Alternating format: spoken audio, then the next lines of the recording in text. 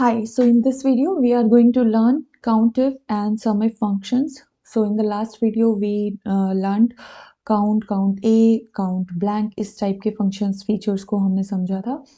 So इस video में हम समझेंगे COUNTIF and SUMIF को. काफ़ी सिमिलर हैं दोनों और दोनों का ही जो यूसेज है वो काफ़ी वाइड है. अगर आप कॉमर्स से, फिनेंस से किसी भी टाइप किसी भी फील्ड से अगर आप एक्सेल को यूज़ कर रहे हैं तो आपके काफ़ी काम आएंगे दोनों ही फीचर्स. तो काउंटिफ में हम क्या करते हैं, सिंपली जैसे यहाँ पर एक डेटा मैंने लिया है तो उसमें कुछ स्टेट्स हैं आपकी, तो हर स्टेट में कितनी प्रोडक्शन यूनिट्स हमारी मतलब कितनी यूनिट्स प्रोड्यूस हुई हैं उन सब का डेटा हमारे पास गिवन है. तो अब सपोज़ हमें करना है कि हमें जानना है कि केरला में टोटल कितनी यूनिट्स प्रोड्यूस की गई हैं, या सपोज़ हरियाणा में कितना यूनिट्स का प्रोडक्शन हुआ है. तो हम वो कैसे कर सकते हैं, या तो हम उनको मैनुअली कर सकते हैं सिंपली, बट अगर हम एक्सेल का यूज़ कर रहे हैं तो बेसिकली किसी फंक्शन को अप्लाई करना ही है हमें. तो हम उसके लिए क्या कर सकते हैं, सबसे पहले इक्वल्स टू का साइन आ जाएगा, फिर हम डालेंगे काउंट इफ़. अब काउंट इफ़ डालते ही अब आपको फर्स्ट ऑप्शन यहाँ पर मिल गया है, उसको आपने डबल क्लिक कर लेना है. इसको करते ही सबसे पहले आपको बोला है पैरेंथेसिस ओपन होने के बाद सबसे पहले आपने डालना है रेंज. ओके, सबसे पहले आपको डालनी है रेंज. तो रेंज में आप ये पूरी रेंज डाल देंगे जितना भी आपके पास डेटा है, टेबल है. या आपके पास एक बहुत स्मॉल डेटा है तो मैं इसको सिलेक्ट कर रही हूँ, बट अगर आप इसको एक बड़े लेवल पे यूज़ करेंगे तो आपके पास ह्यूज डेटाबेस होता है, आपको उसको पूरे को सिलेक्ट करना है जहाँ जहाँ से आपकी वैल्यूज़ को उठाया जाना है. फिर हम उसको क्लोज कर देंगे, no sorry, and then after the range, ये हमने एक बार रेंज सेलेक्ट कर ली. उसके बाद सेकंड चीज़ हमें बोला गया है क्राइटेरिया. तो क्राइटेरिया का क्या मतलब है यहाँ पे कि क्या क्राइटेरिया रहेगा, मतलब किस स्टेट की यूनिट्स को, प्रोडक्शन यूनिट्स को हमने काउंट करना है. तो वो क्राइटेरिया अब हम इस सेल को बना देते हैं कि इस सेल में हम जो भी स्टेट का नाम डालेंगे उसी की ही वो प्रोडक्शन यूनिट्स हमें काउंट करके दे देगा. तो ये आपका है 15 B15. ठीक है, B15 इस सेल का एड्रेस है, तो B15 हमारा यहाँ पे आ गया. इसको सिलेक्ट करते ही अब इसके बाद हम इसे क्लोज कर देंगे एंड देन एंटर. अब ये आ गया 2. इसका मतलब है कि हरियाणा की प्रोडक्शन यूनिट्स यहाँ पे कितनी बार मेंशन्ड है.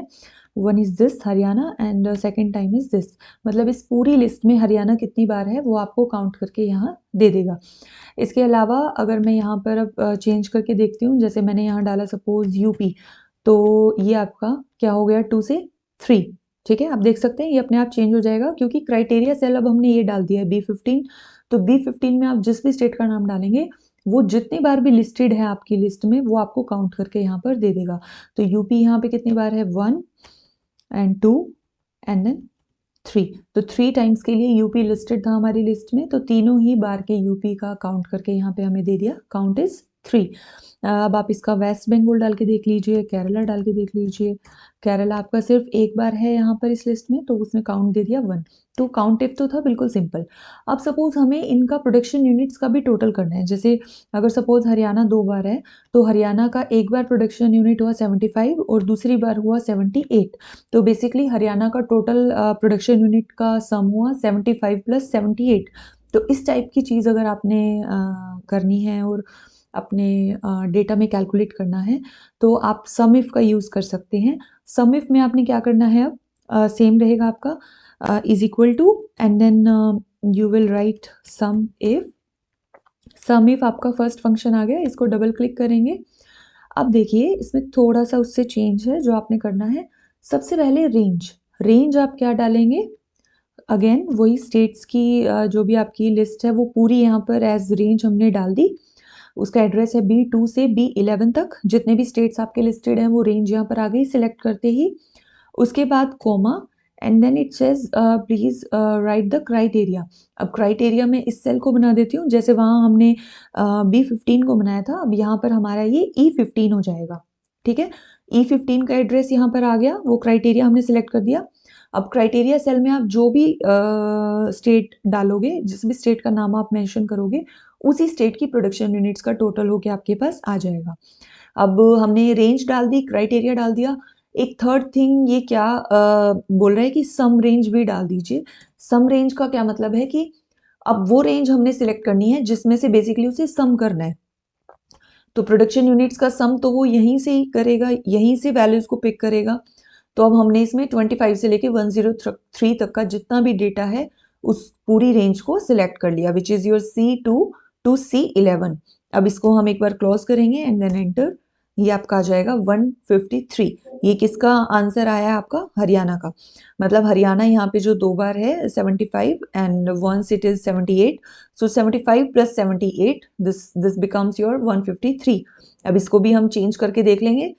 जैसे मैंने यहाँ डाला अगर यूपी का, तो यूपी का मैंने चेंज जैसे ही किया क्राइटेरिया, मेरा आंसर आ गया 188। तो 188 कैसे आया है? एक बार तो यूपी की है वैल्यू 28 यूनिट्स, 25 सॉरी 25 प्लस, मैं साथ साथ आपको प्रूव भी करके दिखा रही हूँ।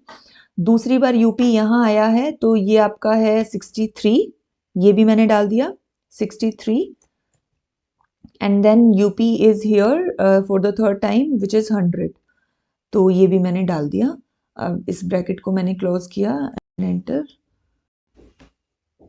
Yes, this is 188। तो अब आप देख सकते हैं कि अगर मैं उनको मैनुअली भी कैलकुलेट कर रही हूँ, यूपी के सब प्रोडक्शन यूनिट्स का अगर एडिशन कर रही हूँ तो भी 188 आ रहा है, और जो फंक्शन मैंने अप्लाई किया हुआ है उससे भी आंसर सेम आ रहा है।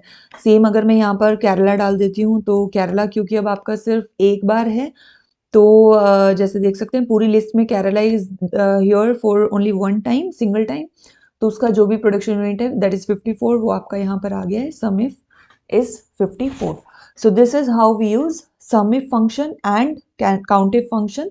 I really hope you have found this video interesting and useful. If you like this video, please like, comment down, and you may share these videos with your friends as well. If you want to have more of such Excel videos on Excel functions and features, then you may just go and check out the complete playlist in the description box below. Thank you for watching.